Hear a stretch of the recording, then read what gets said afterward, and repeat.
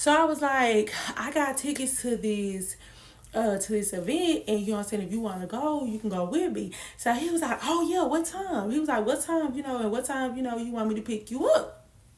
And so I was like, okay, cool, I'll give you all the information.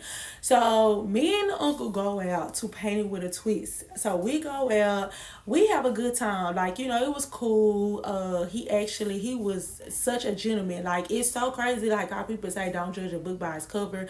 So it was kinda like I already had this thing in my mind, like he's a player, you know what I'm saying? Like he got about 20 women, he this, he that, like he flirt with me, but don't take nothing serious. And then on the back end with the nephew, the reason why I did not ask the nephew is because that we was still like getting to know each other. This was like probably like a week within knowing each other.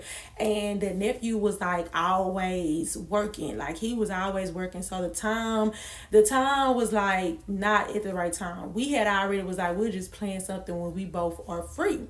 So that's the reason why I went with the uncle that particular night.